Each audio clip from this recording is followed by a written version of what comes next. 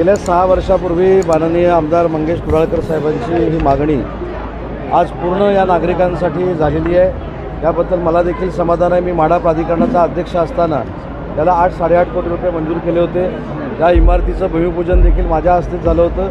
मी कुडाळकर साहेबांना मनापासून धन्यवाद देईन की आठवणीत ठेवून, असं सहसा होत नाही, आठवणीत ठेवून उद्घाटनाला देखील त्यांनी मला बोलवलं आणि नागरिकांचं प्रेम त्यांच्या बाबतीतलं आहे। मला पूर्ण खात्री आहे की भविष्यामध्ये देखील फार मोठ्या मताधिक्यानं मंगेशजी कुडाळकर हे विधानसभेवर पुन्हा निवडून येतील। आषाढी एकादशीच्या दिवशी खूप काही काम झालं, आपण उदाहरण दिलं गडचिरोलीचं। गडचिरोलीमध्ये आज 10,000 कोटी रुपयाच्या प्रकल्पाचं भूमिपूजन आदरणीय उपमुख्यमंत्री देवेंद्रजी आणि अजितदादांच्या उपस्थितीमध्ये झालं। उद्योगमंत्री म्हणून मी देखील त्या कार्यक्रमाला उपस्थित होतो। आता गडचिरोली हा नक्षलवादी जिल्हा नसून उद्योगनगरी बनण्याच्या वाटेनं वाटचाल करतोय आणि ही आमच्या सरकारनं केलेली कमिटमेंट होती। पंचशील सोसायटी आहे, पंचशील नगर सोसायटी, तिथे फायर ब्रिगेडचं तिथे ऑडिट झालेलं नाही आहे आणि लोकांचा जीव कुठेतरी 3,000 लोकांचा जीव धोक्यात आहे, तिकडे दुर्लक्ष केलं जातं। मला माहिती नाही, पण मी माहिती घेईन आणि अशा प्रकारचं जर काय झालं असेल तर त्याच्यावर काय करायचं याच्यावर नक्की सकारात्मक मार्ग काढला। शिकणाऱ्या तरुणांना ये कहना है कि लाड़की योजना और भाई योजना जो है वो इलेक्शन को ध्यान में रखकर के मला असं वाटतं की याचं उत्तर तुम्ही महिला भगिनींनाच जर विचारलं तर बरं राहील। ज्या पद्धतीनं लाखो महिला या उपक्रमाचा लाभ घेणार आहेत आणि जे आज उद्या फॉर्म भरणार आहेत, ऑगस्टमध्ये फॉर्म भरणार आहेत, त्यांना देखील 2 महिन्याचे पैसे आम्ही जमा करणार आहोत रक्षाबंधनच्या निमित्तानं। त्याच्यामुळं काही लोकांना पोटसू उठलेला आहे। आपली सत्ता फार मोठ्या फरकाने येत नाही हे त्यांना माहिती झाल्यामुळं आमच्या ते योजना बदनाम करतात। मी स्वतः रात्री 12:30 वाजता त्या सगळ्या लोकांना भेटून आलेलो आहे। 5 लोकांचा त्याच्यामध्ये मृत्यू झाला आहे, 2 गंभीर होती आणि ज्यांना उपचार करायचे होते ते देखील उपचार केलेले आहेत। स्वतः माननीय मुख्यमंत्री एकनाथ शिंदे साहेबांनी देखील त्या MGM हॉस्पिटलला भेट दिलेली होती आणि त्यांनी देखील सरकारमार्फत अभिवाचन दिलेलं आहे। उदय सर, कुठला का जो जमीन बचाव वाला आंदोलन का मुद्दा है उसको लेकर क्या कहना है? पूरा विरोध कर रहे हैं। नाही, त्याच्यामध्ये मला असं वाटतं की पूर्ण माहिती घेऊनच त्याच्यावर आपल्याला चर्चा करावी लागेल।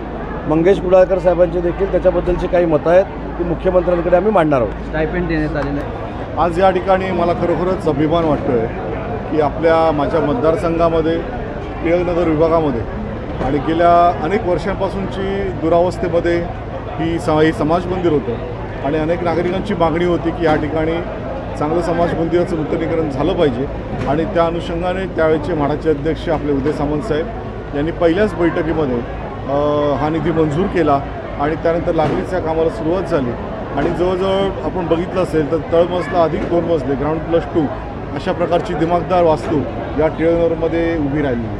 त्याचा फायदा किती होणार आहे येणाऱ्या दिवसात? एवढी भव्य अशी ही इमारत इथे उभी राहिलेली आहे सभागृहामध्ये। हे या समाज मंदिराचा उपयोगच मुळे समाजासाठी आहे आणि मुळातच म्हाडाची ही वास्तू असल्यामुळे या ठिकाणी निश्चितपणानं समाजासाठी विविध घटकांसाठी विविध जे क्षेत्रामध्ये उल्लेखनीय कामगिरी करणाऱ्या अशा सर्व व्यक्ती, मंडळ, संस्था हे निश्चितपणे या समाज मंदिराचा लाभ घेतील असं मला निश्चितपणाने वाटतं। आषाढी एकादशी आहे, काल एक दुर्घटना घडली होती, काय सांगा? खरोखरच कालची ही दुर्घटना अत्यंत दुर्दैवी आहे। मी मृतात्म्यास आणि त्या घटनेसाठी खरोखरच शोक व्यक्त करतो आणि आषाढी एकादशीच्या निमित्ताने मी आपल्या सर्वांना हार्दिक शुभेच्छा देतो। खूप बदल बघायला मिळाला, हा पण एक नवीन बघायला मिळतं, काय सांगणार आमच्या भविष्यात काय प्लॅनिंग आहे?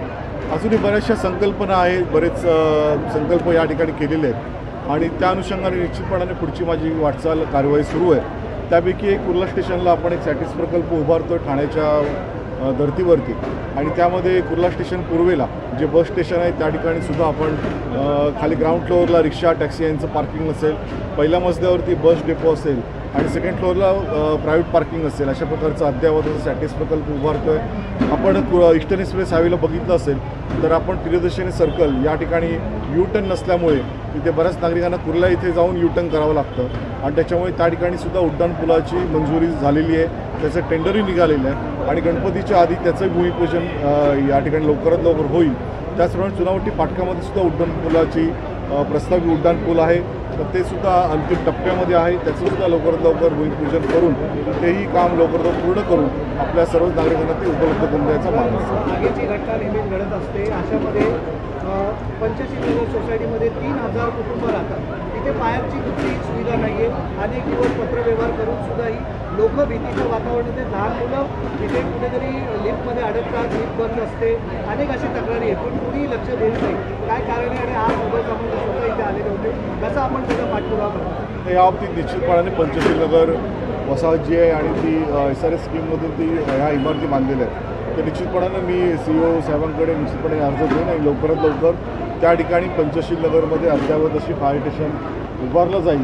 या दृष्टिकोनातून लवकरच बैठक घेऊन त्या ठिकाणी अजूनही काही असुविधा असतील तर त्या सुविधा पुरवण्याचं काम निश्चितपणाने केलं जाईल.